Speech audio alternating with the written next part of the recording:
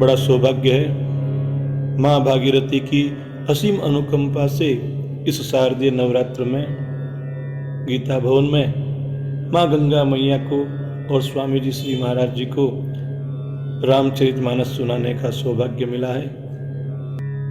माँ भागीरथी की कृपा बनी रहे। इसी प्रकार से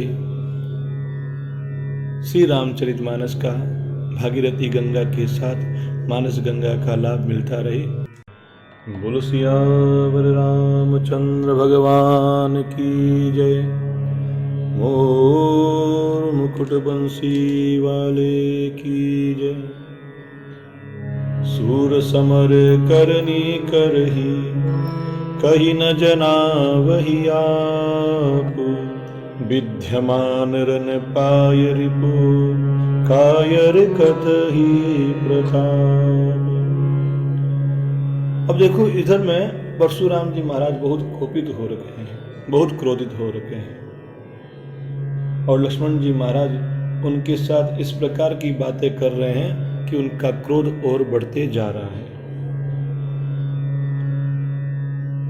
लक्ष्मण जी ने कहा कि आप अपने यश का अपने मुख से बार बार बखान कर रहे हैं। यदि आपको अभी भी संतोष नहीं है तो थोड़ा और वर्णन कर लीजिए।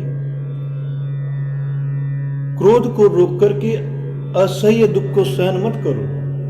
आप वीरता का व्रत धारण करने वाले हैं, धैर्यवान हैं, आपको गाली देना शोभा नहीं देता है। और वैसे एक बात बताऊं, जो सूरवीर होते हैं वह युद्ध में अपनी सूरवीरता का प्रदर्शन करके श्रेष्ठ परिचय देते हैं, और जो कायर लोग होते हैं वो युद्ध में शत्रु को सामने देख करके अपने प्रताप की महिमा का बखान करते हैं।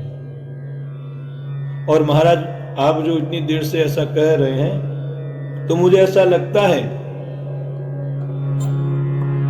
तुम तो कालुहा कुजनु लावा बार बार मोहिला की बुलावा। सुनत लखन के बचन कठोरा परसु सुधारी धर्यों कर गोरा। अब जनि दे दोष मोहि लोगु कटुबादी बालक बद जोगु। बाल बिलो की बहुत मैं बाचा अब यहु मर निहार बा साचा। कौशिक कहा क्षमी अपराधु बाल दोष गुण गनहि न साधु। खर कुठार में अकरुण को ही आगे अपराधी गुरुद्रोही। उतर देत छोड़ऊ बिनु मारे केवल कौशिक सील तुम्हारे। नत यही काटि कुठार कठोरे गुरहि उरि न हो त्यों श्रम थोरे। जय सिया राम जय जय सिया राम जय सिया राम जय जय सिया राम। लक्ष्मण जी कह रहे हैं मुझे ऐसा लगता है कि आप काल को बार बार हाक लगा करके मेरे लिए ही बुला रहे हैं। अब लक्ष्मण जी के ऐसे कठोर वचन को सुनकर के परशुराम जी अपने उस भयानक फरसे को सुधार करके हाथ में ले लिया और बोले कि अब मुझे कोई दोष मत देना। यह कड़वा बालक जो अपने मुंह से बार बार कड़वे वचन कह रहा है, यह मारे जाने योग्य ही है। मैंने इसे अभी तक बालक जान करके बहुत बार बचाया, पर अब यह सच में मरने के लिए उद्यत है। तो विश्वामित्र जी महाराज ने कहा कि कौशिक कहा क्षमी अपराधु बाल दोष गुण गनहि न साधु। विश्वामित्र जी ने कहा कि आप अपराध क्षमा करें, बालकों के दोष और गुण को साधु लोग गिनते नहीं हैं। अब परशुराम जी महाराज कहते हैं कि देखो, यह तीखी धार का कुठार, दूसरा मैं दया रहित और क्रोधी, और यह मेरे सामने जो खड़ा है वह गुरुद्रोही है और अपराधी है, और मेरे सामने खड़ा है फिर भी मैं उसे नहीं मार रहा हूं। क्यों नहीं मार रहा हूं? का उत्तर दे रहा है, इतने पर भी मैं इसे मारे बिना छोड़ रहा हूं। हे विश्वामित्र, केवल तुम्हारे प्रेम के कारण मैंने इसे नहीं मारा है, नहीं तो अभी तक इस कठोर कुठार से काट करके थोड़े ही परिश्रम से मैं अपने गुरु के ऋण से मुक्त हो जाता। गादि सुन कर हृदय हसी मुनि हरि अरई सूज। अयमय खांड नौखमय अजहु न बूझ अबूझ। विश्वामित्र जी ने हंस कर के कहा कि मुनि को सर्वत्र हरा ही हरा दिखाई दे रहा है। कारण कि इन्होंने सर्वत्र विजय को प्राप्त किया है, तो इसी कारण से यह श्री राम और लक्ष्मण को भी सामान्य क्षत्रिय ही समझ रहे हैं। लेकिन अयमय खांड न ऊखमय अजहु न बूझ अबूझ, किंतु यह लोमयी केवल फौलाद की बनी हुई खड्ग है, ऊख अथवा खांड की बनी हुई नहीं है जो मुंह में लेते ही गल जाए। देखो, मुनि अब भी बेसमझ होकर के श्री रघुनाथ जी महाराज के प्रभाव को समझ नहीं रहे हैं। और यहाँ लक्ष्मण जी महाराज पुनः श्री परशुराम जी को ऐसे वचन कहते हैं जिनसे उनके क्रोध में अग्नि का काम हो रहा है। क्या कहते हैं? कहे हूं लखन मुनिशील तुम्हारा, को नहीं जान विदित संसारा। माता पित ही उरिन भयनी के, गुर रिनु रहा सोच बड़ जी के। सो जनु हमरे माथे काड़ा, दिन चली गए ब्याज बड़ बाड़ा।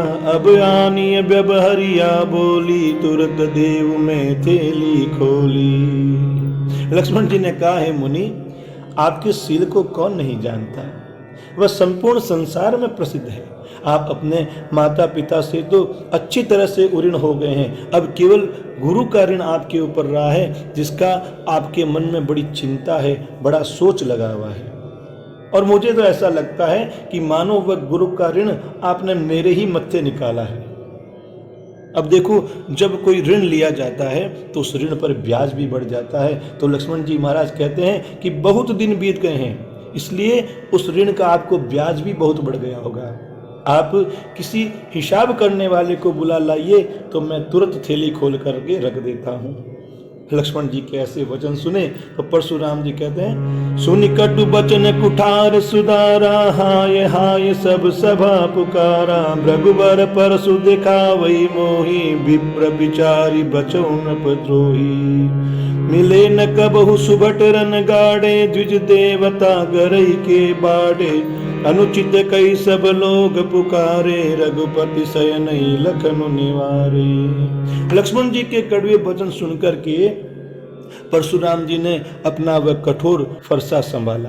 अब सारी सभा हाय हाय करके पुकार उठी। लक्ष्मण जी महाराज ने कहा, हे भृगुश्रेष्ठ, आप मुझे फरसा दिखा रहे हैं, परंतु हे राजाओं के शत्रु, मैं आपको ब्राह्मण समझ करके अब तक बचा रहा हूं। आपको कभी रणधीर बलवान वीर मिले ही नहीं। हे ब्राह्मण देवता, आप अपने घर में ही बलवान बने हैं। यह सुनकर के अनुचित है, अनुचित है, ऐसा सभी लोग पुकार करके खड़े हुए। तब श्री रघुनाथ जी महाराज ने लक्ष्मण जी को इशारा करके रोक दिया। लखन उतर्या हुति सरिस, भृगुबर कोप कृशानु। बढ़त देखि जल सम बचन, बोले रघुकुल भानु। जय सिया राम, जय जय सिया राम, जय सिया राम, जय जय सिया राम।